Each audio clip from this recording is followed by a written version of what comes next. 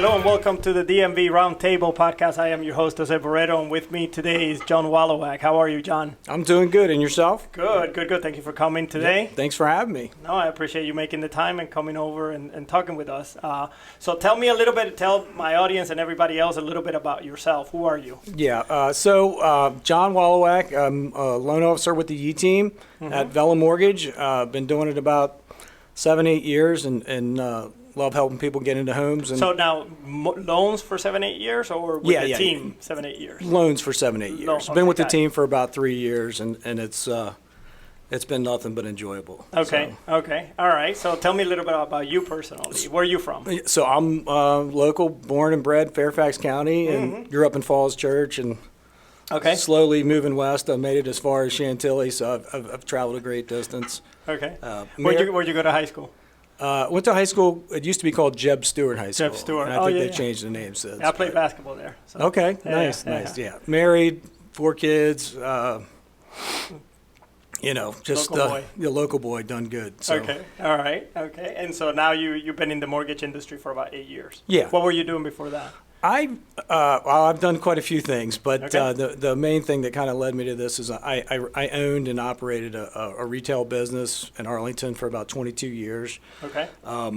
And we owned the building that we worked out of, so the kind of leasing of the property and then being involved in the real estate and seeing everything that goes on with that was it attracted you to it.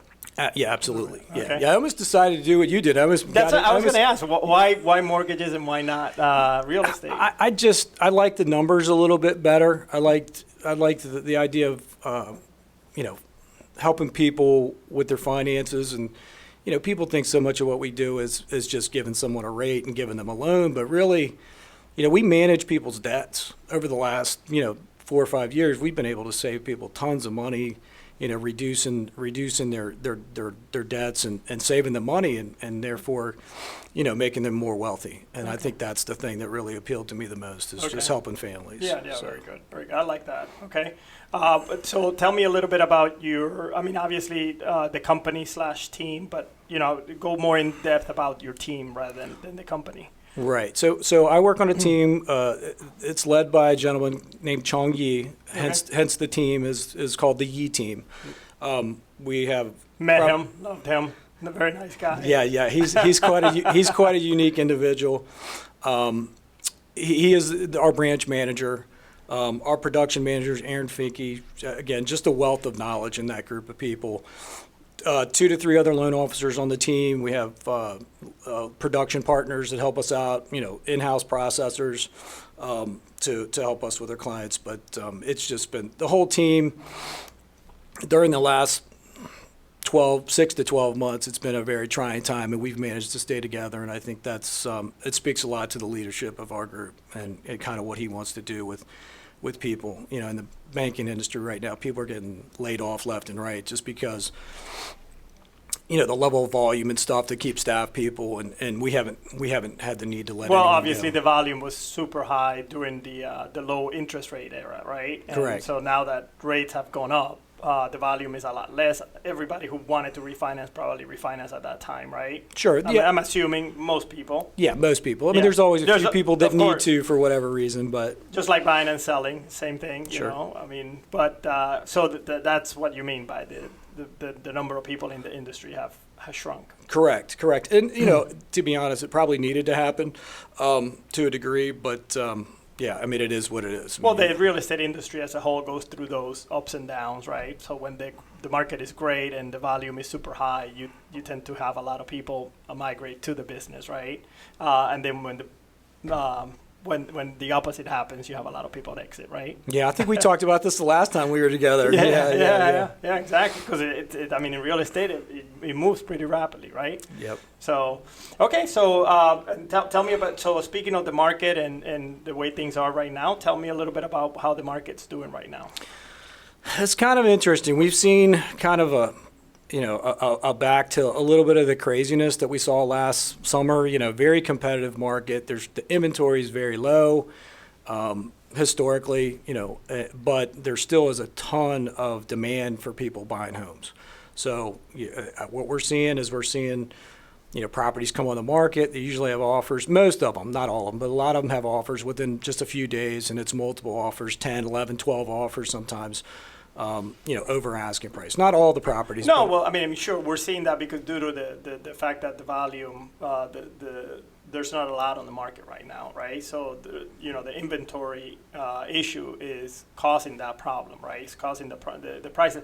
But what about in terms of the rate? Well, how is the rate affecting people's affordability? Yeah. Especially in our market, right? Our market is a little bit of a bubble where, a lot of the stuff that happens nationwide doesn't really happen to us, but it still does affect us, right? Sure. Well, I mean, the rates are, at or near highs that we saw in the fall, and it's definitely cutting into people's purchasing power and their budgets. And, a lot of times when we're talking with clients, I mean, it's not so much, hey, what kind of you qualify for? It's what do you want to pay? Mm-hmm. And if somebody had a budget, maybe they had an idea of having a mortgage payment around $3,500 a month, and when rates were at 3, well, now that mortgage payment is probably closer to $5,000 a month, and Right. and now they have to kind of readjust. And with inventory, it's a puzzle piece. I mean, we're just moving pieces around to make things fit for people. So. Okay, and are you finding that people are still able to move along and find a place and financing is still going okay, or Yeah, you yeah. find I mean, people shying away from the buying process? I think it depends. If their budget was blown because of what happened, then they're probably backing away. But I think most people, if they've educated themselves or been educated about the process, the rents around here, the idea of paying $30,000 or $50,000 a year to someone just to have a roof over your head.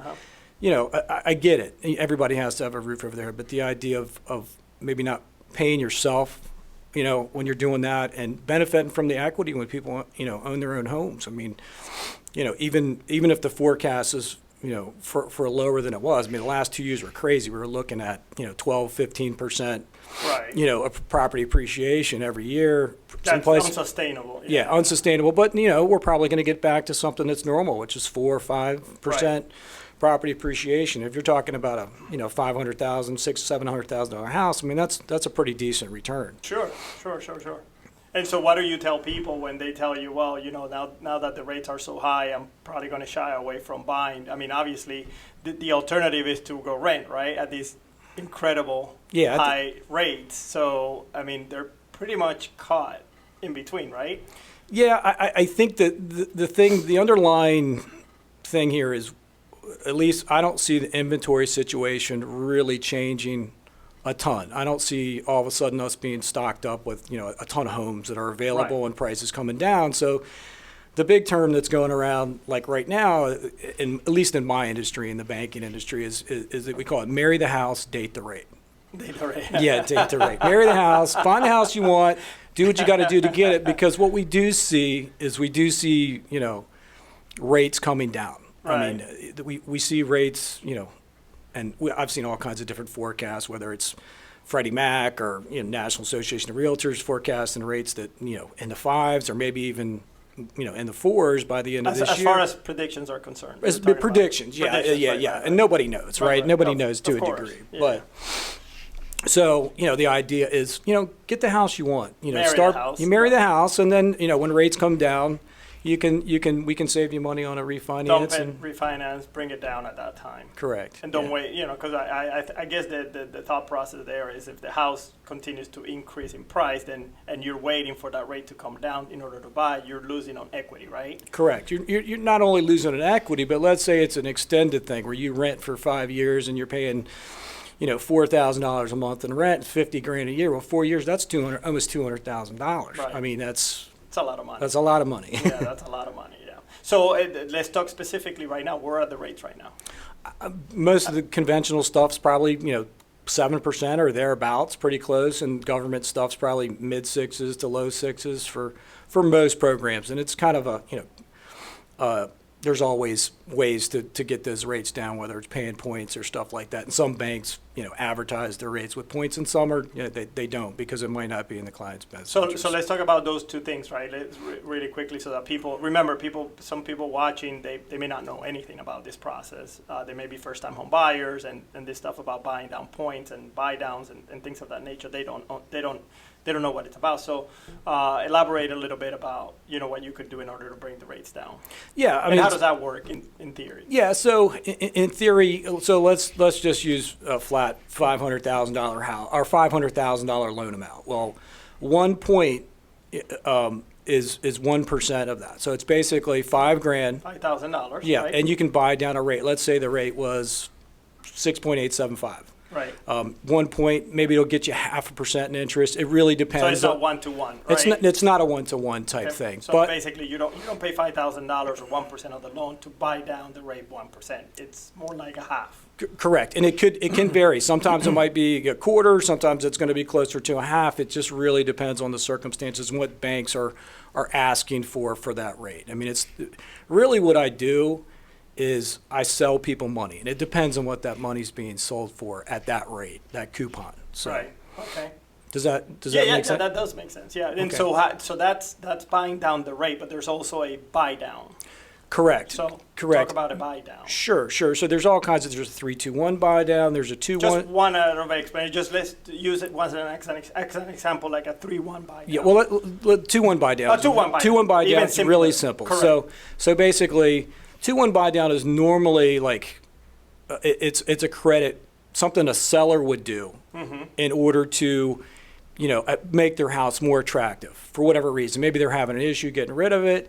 And so a 2-1 buy down basically works where the seller will give a credit, again, on like a $500,000 house. A credit might be somewhere in that $10,000 range. Which is 2% Correct. of the loan amount. Correct. It's usually maybe like 2.2 or 2.3, somewhere in that range. But so how the loan would work is let's say the interest rate again was 6.875. In the first year they have their loan, that rate is actually 4.875. So it dropped by 2%. 2%. So 2-1 buy down. First year is 2%. The next year it would go up, to 1%. So it's 5.875. So really what that does is it creates a certain amount of affordability that is missing in our marketplace right now, just because rates went up so high and property values are still, and I don't see them going down, but they're still so elevated that, Right. But at some point, you will want to. I mean, the whole point of that is to sort of wait and see what the market does, and then when you see that the rates go down to a point where you can then lock that down, what happens at that point? Do you have to repay anything to the lender? No, actually, what happens on that money is held in escrow, and it goes to pay the shortage, the difference of what your actual monthly payment would have been at that 6.875. Right. So if you refinance, that money basically would get paid to the principal amount of your loan amount when you refinance. Got it. So that money just doesn't vanish or go to the lender. I don't take a trip to Hawaii on it. So. I have to ask because I know that they're going to ask me, right? And Sure. there's money somewhere, right? Sure. And that money is, if you refinance before that whole thing is up, what happens? So I'm glad that you gave us the answer to that. Yeah, well, I'm glad I had the answer. So. That's why I put you on the spot. I said, don't prepare. I like to put people on the spot. So Yeah. Okay, that's great. So talk to me about the process for someone who's never bought a home. What's the process like? What do you want from someone looking for a loan? You have the first conversation. I call you up and I say, hey, I'm a first-time home buyer. I'm looking to see if I can buy a home. What do you want? So I want to stop just for a second here. Okay. The first conversation aspect is something that I think I'd like the audience to just realize that there's no obligation, there's no cost. This is just something to figure out, hey, does this work? Getting to know the person that you're going to be working with, that's going to be on your team with your real estate agent. And it's real important. The more that people that do what I do, they know about you and what your plans are, the better we can help. Of course. A lot of times I'm talking to people and they're very guarded about, whether it's their assets or their credit or whatever. If you're seriously considering buying a house, lay your cards on the table a little bit. 99% of the people that do what I do, I mean, they're good people. They're just trying to help. There's not going to do anything that's going to, deter you or do anything that would damage your finances. Some people worry about their credit. Oh, you're gonna pull my credit. It's gonna bring it down and all that good stuff. And yeah. So I didn't mean to go off on a tangent there, but I think it's real important. I mean, what we do is help people, and there's I see people being very guarded, and it's the kind of thing where I can't help them as much as I could if they were just a little more forthcoming about their situation. Because a mortgage just isn't a mortgage. Every mortgage isn't the same. Right. If somebody's buying a house and it's a starter house, they think they're going to be there for 3 or 5 years and they're going to move off. Well, that's a completely different situation as far as structuring a mortgage. If somebody's saying, hey, look, we're going to be here for forever. Right. There's different ways to structure that's going to come out in that particular client's best interest. Okay. So. All right. So. Yeah, go ahead. No, but I was going to circle back to your thing. First-time home buyer. Yep. We have the initial consultation. Talk about what they're trying to do. What's the most important thing for them, and then it basically comes down to when they're looking to do this. If they're looking to do this, they want to be in their house in the next month and a half or 2 months. It's time to fill out an application. Right. As far as the documents, they're typically needed. It really depends on how they're paid. Most of the time, it's just a couple pay stubs and a W-2 and any asset statements that they're going to need or they're going to be using for cash that they're going to use to buy the house with. Okay. So. And as far as credit scores are concerned, what are typical good credit scores for a conventional loan versus an FHA loan and things like that? Well, this is a trick question. It varies a little bit. Right now, I think you're looking at, for a conventional loan, you're looking at credit scores probably in that 720 range to 725, which, and the main component of that is how it affects the mortgage insurance. Right. Government stuff, 620 is kind of the minimum. Mm-hmm. But I hear all kinds of bad information, like how hard it is to get a loan. That the more everything's tightening up. It's not. It's been the same way for the last 5 or 6 years. I mean, I've heard that, but I haven't seen that. I don't think that things are tightening up in terms of the loan. No, the process is still the same as far as debt to income calculations, credit scores, and stuff like that. I've even seen a few kind of niche programs, like local programs through the state, where they've actually increased the amount of debt to income that they'll allow. Right. So. Right. And what about programs? Are there programs for first-time home buyers, for instance, out there that people can tap into? Yeah, absolutely. There's programs through the state. As a matter of fact, a lot of them, you don't even need a down payment. You don't even have to have money for closing costs. You just have to have a certain amount of funds for maybe like an appraisal or something like that. You have to qualify, right? Yeah. So a lot of them are income-based, correct? Yeah, they're income-based, and sometimes it's like trying to fit a square peg into a round hole, but at the same time, those programs are out there. FHA is a great first-time home buyer program to get in. Qualifying is typically a lot easier than as far as debt to income than a conventional loan. But there's also conventional programs with little as 3% down that you can get into, and get your feet wet in the housing industry. Yeah, and get into the housing, get into the home ownership, right? Sure. Because housing could be rental as well. So. Right.